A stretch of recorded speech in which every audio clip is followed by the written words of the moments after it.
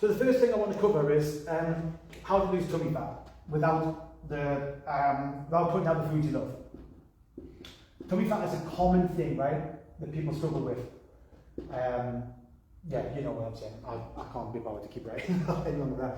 So how to lose fat without burning tummy fat without giving up the foods you love.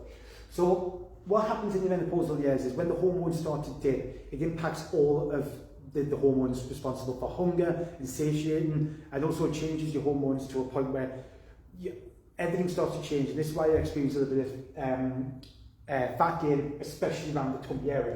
So what people tend to think is, right, I need to work on my tummy, or I need to eat less, so they want to know what the tummy exercises are, but that has nothing to do with it. This is a hormonal change, right? Doing sit-ups is not going to change your hormones. What does impact and what benefits your hormones and what can provide that support that your hormones once gave you is eating good quality nutrition. So the key is, at this point, based on what we know now about the female body, because this is a general female body, they need to eat more good quality food. If you eat too little, your body will just hold on to body fat. That's what will generally happen anyway, okay?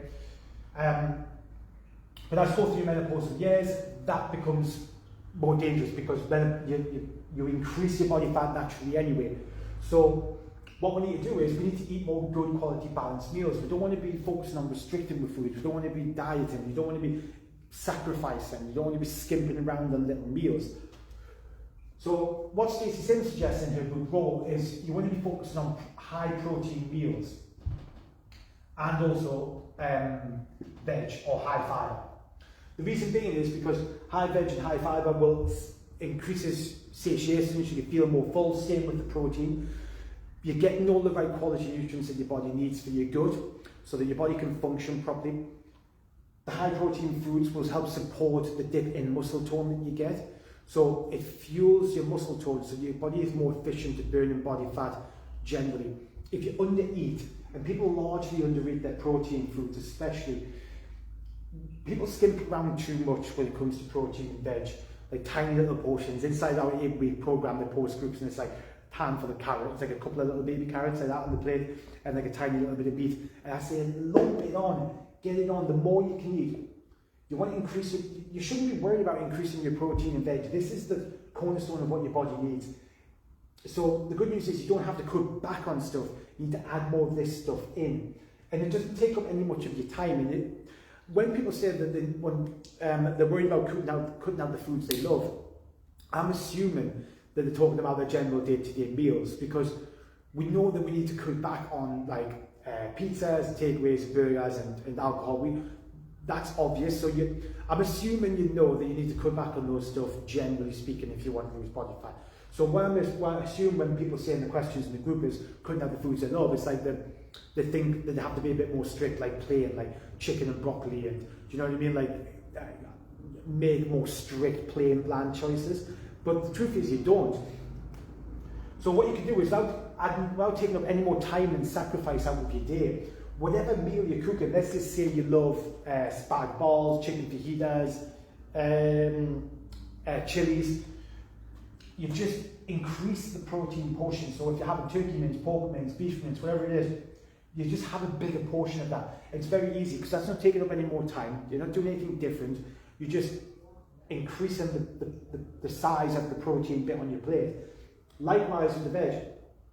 So you can add vegetables into the chili. You can add vegetables in your fajita, so you're just increasing the portion size. So it's really easy to do this without like really changing much. You're just making bigger portions of the stuff you need to make bigger. Okay, I'm just going to refer to my notes.